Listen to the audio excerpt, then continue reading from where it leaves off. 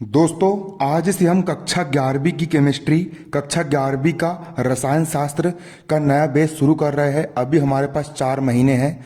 हम 4 महीने आज से पढ़ाई करेंगे और जितने भी हमारे केमिस्ट्री कक्षा 11वीं की केमिस्ट्री के जितने भी चैप्टर है, पूरे के पूरे चैप्टर मैं आपको एक तरफ से पढ़ाऊंगा और यहाँ पर आपको मैं नोट्स की सहायता से पढ़ाऊंगा।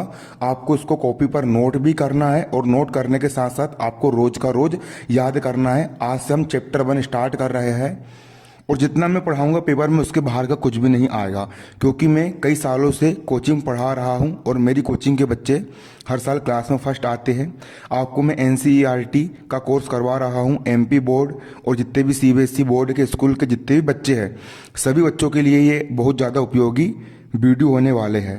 एनसीईआरटी, सीबीएसई, एमपी बोर्ड और जितने भी स्टेट में चलती है सीबीएसई की बुक, उन सभी बच्चों के लिए ये बहुत ज़्यादा जरूरी वीडियो होने वाले हैं। अध्याय 1 का नाम है हमारा रसायन शास्त्र की कुछ मूल अवधारणाएं। रसायन शास्त्र मतलब केमिस्ट्री की कुछ मूल अवधारणाएं। इसका हमारा सबसे पहला क्वेश्चन यहाँ पर यह है, द्रव्य संरक्षण का नियम या द्रव्य के अविनाशिता का नियम समझाइए। मोस्ट इंपोर्टेंट क्वेश्चन है, द्रव्य संरक्षण का नियम। द्रव्य का मतलब होता है द्रव्यमान और संरक्षण का मतलब होता है कि वो स्थिर रहता है, नष्ट नहीं होता है। का नियम समझाइए या द्रव्य की अविनाशिता। द्रव्य यानी पदार्थ की अविनाशिता। अविनाशिता मतलब पदार्थ का नाश नहीं होता है, वो जितने का उतना ही रहता है। उसका नियम आपको समझाना है। तो हम डालेंगे उत्तर और देखिए, आज हम पढ़ेंगे द्रव्यमान संरक्षण का नियम या द्रव्य की अविनाशिता का नियम। सबसे पहले यहां पर आपको कुछ जरूरी चीजें समझना होगा। तो देखिए, यहां पर आपको मैं अभी आपके लिए रफ पेज लेकर के आता हूं। देखिए, यहां पर आपका द्रव्य लिखा हुआ है, ये लिखा हुआ है द्रव्य। एक ये वाला द्रव्य होता है और हमारा एक ये वाला द्रव्य होता है। इस द्रव्य का मतलब होता है पदार्थ, इस द्रव्य का मतलब होता है पदार्थ, इस द्रव्य का मतलब होता है पदार्थ। और ये एक प्रकार से अवस्था है, पदार्थ की अवस्था है। ये इस द्रव्य का मतलब होता है लिक्विड, जैसे कि पानी। पानी एक द्रव होता है, दूध भी द्रव होता है, जो बहता है उसको हम याला द्रव बोलते हैं। और इस द्रव्य यहाँ पर आधा वा आता है, इसका मतलब होता है पदार्थ। और पदार्थ में सब कुछ शामिल है। मैं भी एक पदार्थ हूँ, आपका मोबाइल भी एक पदार्थ है, आपकी कॉपी, पेन, किताब, सब कुछ एक प्रकार से यहाँ पर एक पदार्थ का काम करता है। तो द्रव्य यानी पदार्थ के संरक्षण का नियम या द्रव्य की अविनाशिता का नियम लिखिए या समझाइए। तो देखिए, सबसे पहले इस नियम का प्रतिपादन रूसी वैज्ञानिक लोमोनोसोव ने सन 1756 में किया था। एक देश है, उसका नाम है रूस। रूस देश का एक वैज्ञानिक थे, उनका नाम लोमोनोसोव था। तो रूसी वैज्ञानिक लोमोनोसोव ने सन 1756 में, 1756 आज से लगभग 200-250 साल पहले किया था। इस नियम के अनुसार, अब देखिए रूसी वैज्ञानिक लोमोनोसोव ने क्या कहा सन 1756 में। सन 1756 में रूसी वैज्ञानिक लोमोनोसोव ने द्रव्य के संरक्षण का नियम का प्रतिपादन किया। अब देखिए इस नियम में उन्होंने क्या कहा। इस नियम में उन्होंने कहा किसी भी रासायनिक अभिक्रिया में भाग लेने वाले पदार्थों की मात्राओं का योग। किसी भी रासायनिक अभिक्रिया में, देखिए एक रासायनिक अभिक्रिया हो रही है, उदाहरण के लिए यहाँ पर मैंने एक पदार्थ ले लिया नमक, एक पदार्थ ले लिया नमक, और नमक में मैंने मिला दिया पानी। नमक में मैंने मिला दिया पानी, और जब नमक में मैंने पानी को मिलाया तो हमारा यह बन गया एक प्रकार से खारा नमकीन पानी, खारा पानी। मैं आपको एग्जाम्पल दे रहा हूँ, समझा रहा हूँ। ये एक प्रकार से हमारी यहाँ पर एक रासायनिक अभिक्रिया हो रही है। नमक और पानी को हमने आपस में मिलाए तो खारा पानी बन गया। ये रासायनिक अभिक्रिया हो रही है। इस अभिक्रिया में नमक और पानी दो पदार्थों ने भाग लिया। तो जो पदार्थ अभिक्रिया में भाग लेते हैं, इन पदार्थों को हम अभिकारक कहते हैं। इन पदार्थों को अभिकारक कहा जाता है। और दोनों को आपस में मिलाने से हमारा जो खारा पानी बना, तो जो अभिक्रिया में बनता है उस पदार्थ को हम उत्पाद बोलते हैं, उत्पाद कहा जाता है। तो नमक और पानी हो गया हमारा अभिकारक, और खारा पानी जो हमारा बना वो हमारा एक प्रकार से क्या बन गया, वो हमारा एक प्रकार से उत्पाद हमको प्राप्त हुआ, वो हमारा उत्पाद बन गया। तो किसी रासायनिक अभिक्रिया में भाग लेने वाले पदार्थों की मात्राओं का योग रासायनिक अभिक्रिया से बने पदार्थ की मात्रा के योग के बराबर होता है। ये हमारा द्रव्यमान संरक्षण का नियम बोलता है। देखिए यहाँ पर यही लिखा है इस नियम के अनुसार, देखो, किसी भी रासायनिक अभिक्रिया में भाग लेने वाले पदार्थों की मात्राओं का योग। रासायनिक अभिक्रिया, एक रासायनिक अभिक्रिया हो रही है। इस रासायनिक अभिक्रिया में भाग लेने वाले पदार्थ, यहाँ पर दो पदार्थ भाग ले रहे हैं। पहला पदार्थ नमक है और दूसरा पदार्थ पानी है। तो नमक और पानी यहाँ पर भाग ले रहे हैं। तो किसी भी रासायनिक अभिक्रिया में भाग लेने वाले पदार्थ, किसी भी रासायनिक अभिक्रिया में भाग लेने वाले पदार्थ और इन पदार्थों की मात्रा, मान के चलो कि नमक ले लिया मैंने 1 किलो, नमक ले लिया मैंने 1 किलो और पानी ले लिया मैंने 100 किलो। पानी कितना ले लिया? 100 किलो। पानी का हमने वजन किया, इसको लीटर में नहीं नापे। वैसे पानी को तो लीटर में नापा जाता है, लेकिन हमने यहाँ पर इसका वजन किए, है ना, उदाहरण के लिए, क्योंकि यहाँ पर वजन लिया जाता है। द्रव्यमान मतलब, द्रव्यमान का मतलब होता है वजन। तो देखिए, किसी भी रासायनिक अभिक्रिया में भाग लेने वाले पदार्थ, पहला पदार्थ हो गया नमक, दूसरा पदार्थ हो गया पानी। भाग लेने वाले पदार्थ की मात्रा, नमक की मात्रा हो गई 1 किलो और पानी की मात्रा हो गई 100 किलो। किसी रासायनिक अभिक्रिया में भाग लेने वाले पदार्थ की मात्रा का योग, और इन दोनों का योग कितना है? नमक है 1 किलो और पानी है 100 किलो। तो दोनों पदार्थों की मात्रा का योग 100 और 1 हो जाएगा यहाँ पर कितने किलो? 101 किलो। किसी भी रासायनिक अभिक्रिया में भाग लेने वाले पदार्थ की मात्रा, इसकी मात्रा 1 किलो, इसकी मात्रा हो गई 100 किलो, की मात्राओं का योग 101 किलो आया। रासायनिक अभिक्रिया से बने पदार्थ की मात्रा के योग के बराबर होता है। स्वाभाविक सी बात है, यदि हम 100 किलो पानी लेंगे और 1 किलो नमक हम लेंगे और दोनों को जब हम आपस में मिलाएंगे तो जो खारा पानी बनेगा, 100 किलो पानी और 1 किलो नमक, तो जो खारा पानी हमारा जो बनेगा वो भी कितना आएगा? 101 किलो बनेगा। किसी रासायनिक अभिक्रिया में भाग लेने वाले पदार्थों की मात्रा का योग, दोनों को हमने जोड़ दिए, कितना आया? 101 किलो आया। पदार्थों की मात्रा का योग रासायनिक अभिक्रिया से जो बना पदार्थ है उसकी मात्रा का योग के बराबर होता है। मतलब रासायनिक अभिक्रिया होने से पहले भी टोटल पदार्थ का द्रव्यमान 101 किलो था, और जब रासायनिक अभिक्रिया हो गई और नया पदार्थ बना, नया उत्पाद बना, उसका वेट भी कितना आया? हमारा 101 किलो आया। मतलब इस रासायनिक अभिक्रिया में इधर भी 101 किलो था और उस तरफ भी हमारा 101 किलो आया।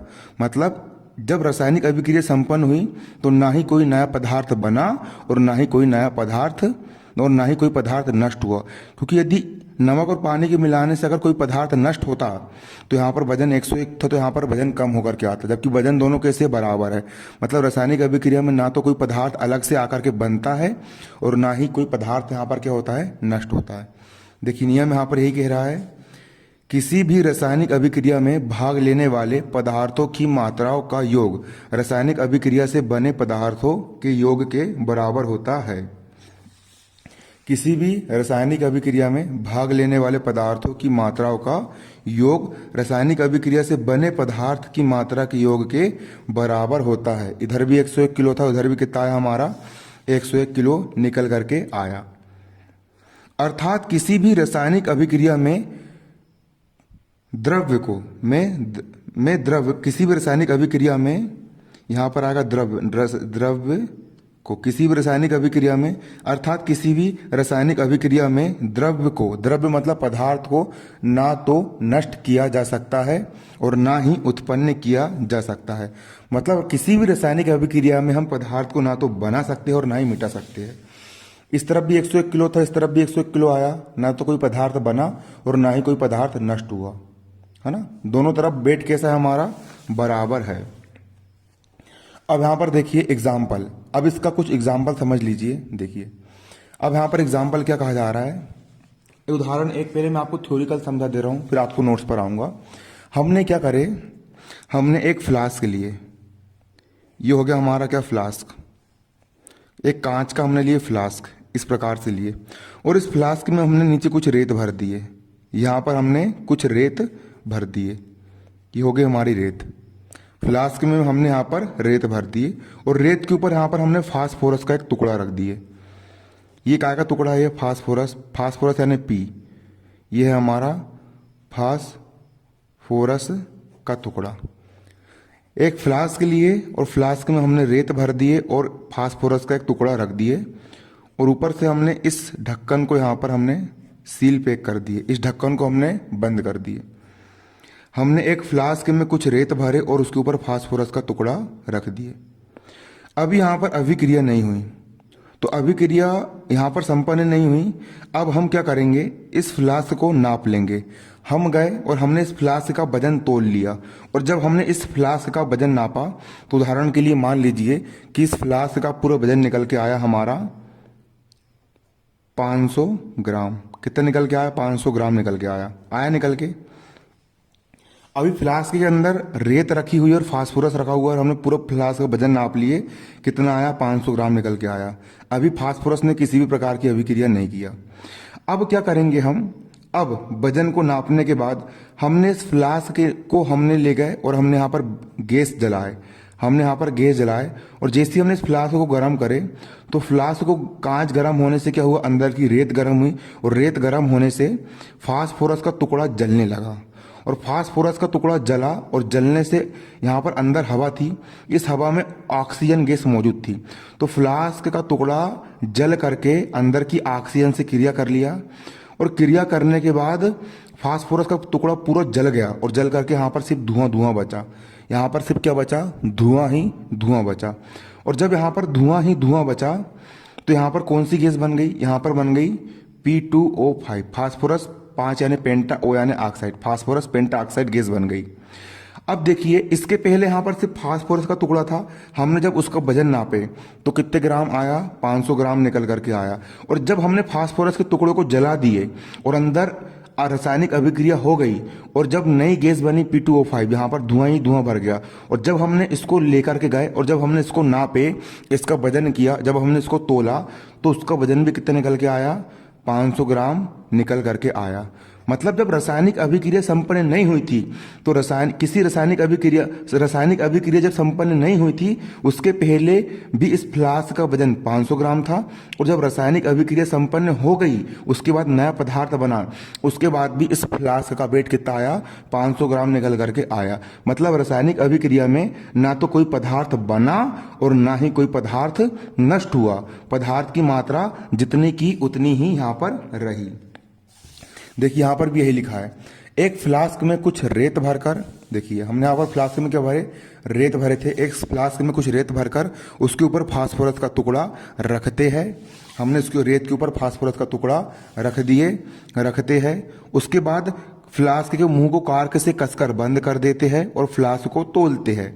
हमने फ्लास्क को तोल लिया, इसका वजन उदाहरण के लिए इतना आया। ऐसा लिखना नहीं है, यहाँ पर आपको यही लिखना है ना। तोलते हैं, फिर फ्लास्क को गर्म करते हैं, फास्फोरस जलने लग जाता है और फ्लास्क फास्फोरस पेंटा ऑक्साइड के धुएं से भर जाता है। फ्लास्क में क्या हुआ? फिर यहाँ पर गैस भर गई थी, फास्फोरस पेंटा ऑक्साइड P2O5 गैस यहाँ पर क्या हो गई थी? भर गई थी। फ्लास्क फास्फोरस पेंटा ऑक्साइड के गैस धुएं से भर जाता है। फ्लास्क को ठंडा करके पुनः तोलते हैं, फिर से तोलते हैं।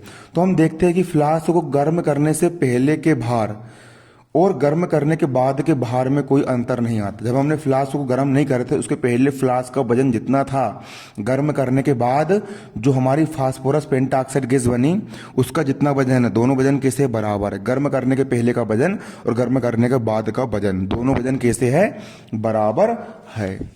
जब दोनों वजन यहाँ पर बराबर है, मतलब कि रासायनिक अभिक्रिया में भाग लेने वाले पदार्थों की मात्रा का योग और रासायनिक अभिक्रिया से जो गैस बनी फास्फोरस पेंटाऑक्साइड, उसकी मात्रा का योग, दोनों का योग कैसा निकल करके आया? हमारा बराबर निकल करके आया। अब इसी का एक एग्जाम्पल और है, द्रव्यमान संरक्षण के नियम के अंतर्गत ही एक एग्जाम्पल आपका और है, और वो है आपका एग्जाम्पल 2। और एग्जाम्पल 2 है आपका उदाहरण 2, लेंडोल्ट का प्रयोग। उदाहरण 2 आपका है लेंडोल्ट का प्रयोग। लेंडोल्ट एक वैज्ञानिक का नाम है। लेंडोल्ट का प्रयोग मतलब कि वैज्ञानिक लेंडोल्ट ने द्रव्यमान संरक्षण के नियम के लिए उन्होंने एक क्या किया था? प्रयोग किया था। उसी प्रयोग को हम इसमें पढ़ेंगे। तो पहले आप थोड़ा तेजी से समझ लीजिए। जो लेंडोल्ट वैज्ञानिक थे ना, लेंडोल्ट वैज्ञानिक ने क्या करे कि एक कांच की नली लिए, और जो कांच की जो नली थी वो एच आकार की थी, इस टाइप की थी। उन्होंने एक कांच की नली लिया, ये कांच की नली है, ये क्या है, कांच की नली है, और ये एच आकार की कांच की नली है। और उन्होंने क्या करा, नली के एक भाग में, लेंडोल्ट वैज्ञानिक ने इस नली के एक भाग में एक विलयन लिया, एक लिक्विड लिया, और उन्होंने यहाँ पर एक विलयन लिया, उन्होंने यहाँ पर KCl का विलयन लिया। कौन सा विलयन लिया, KCl। के यानी होता है पोटेशियम और Cl यानी होता है क्लोराइड। पोटेशियम क्लोराइड का उन्होंने यहाँ पर क्या लिया, विलयन लिया। और नली का जो दूसरा भाग था, उन्होंने नली के दूसरे भाग में भी विलयन लिया। नली के दूसरे भाग में उन्होंने सिल्वर नाइट्रेट AgNO3, Ag का मतलब होता है सिल्वर और NO3 का मतलब होता है नाइट्राइट, सिल्वर नाइट्राइट का विलयन लिया। लेंडोल्ट ने क्या किया, लेंडोल्ट वैज्ञानिक ने एच आकार की एक नली लिया और नली के एक भाग में KCl पोटेशियम क्लोराइड का विलयन लिया और नली के दूसरे भाग में AgNO3 सिल्वर नाइट्रेट का विलयन लिया। और दो प्रकार के विलयन लेने के बाद इस नली को उन्होंने ऊपर कार के ढक्कन से बंद कर दिया। और यहाँ पर फिर उन्होंने इस ओर भी यहाँ पर कार के ढक्कन से नली को यहाँ पर क्या किया, बंद कर दिया। नली को यहाँ पर बंद कर दिया। और नली को बंद करने के बाद देखिए, इस नली एच आकार की नली लिए और नली के एक भाग में KCl का विलयन रखा और नली के दूसरे भाग में AgNO3 का विलयन रखा। और इस प्रकार से विलयन रखने के बाद इस नली को ऊपर से क्या कर दिया गया, बंद कर दिया गया। और नली को ऊपर से ढक्कन बंद करने के बाद उन्होंने इस नली को तोल लिया, मतलब इस नली का वजन उन्होंने ज्ञात कर लिया। और उदाहरण के लिए मान लो, ऐसा लिखना नहीं लेकिन आपको समझाने के लिए बता रहा हूं कि जब उन्होंने इस नली का वजन नापा तो वजन कितना आया, हमारा 500 ग्राम निकल के आया। कितने ग्राम निकल के आया, 500 या 1000 ग्राम, कुछ भी निकल करके आ गया। कोई भी एक निकल करके आ गया, 5 किलो 10 किलो कुछ भी निकल करके आ गया 500 ग्राम निकल के आ गया। उसके बाद उन्होंने इस नली को हिलाए, और जब उन्होंने इस नली को ऐसा करके हिलाए तो हिलाने से क्या हुआ, यहाँ का KCl यहाँ से होकर इस ओर चला गया और यहाँ का AgNO3 होकर के इस ओर चला गया। और KCl और AgNO3 सिल्वर नाइट्रेट में अभिक्रिया हुई तो क्या हुआ, देखिए हमने लिए थे यहाँ पर KCl, नली के एक भाग में लिए थे KCl और नली के दूसरे भाग में हमने लिए थे AgNO3 लिए थे। दोनों में आपस में क्या हुई, क्रिया हुई। क्रिया हुई मतलब रिएक्शन हुआ।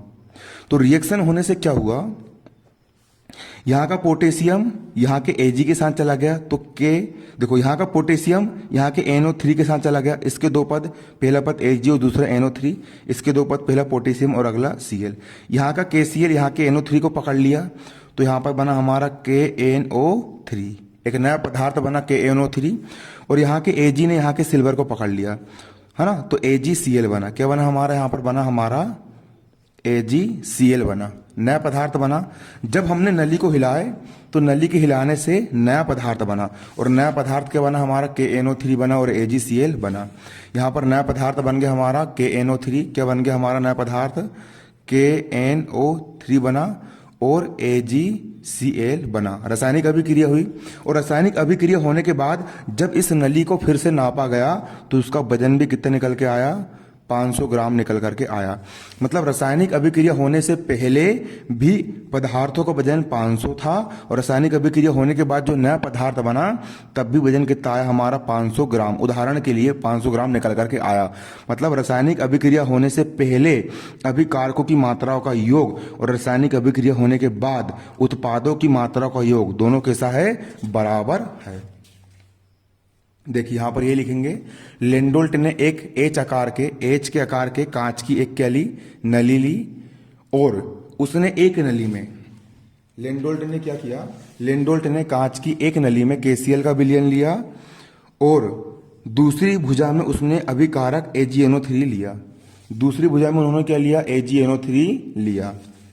दोनों नलियों के मुंह को मिलाकर नलियों को सील बंद कर दिया।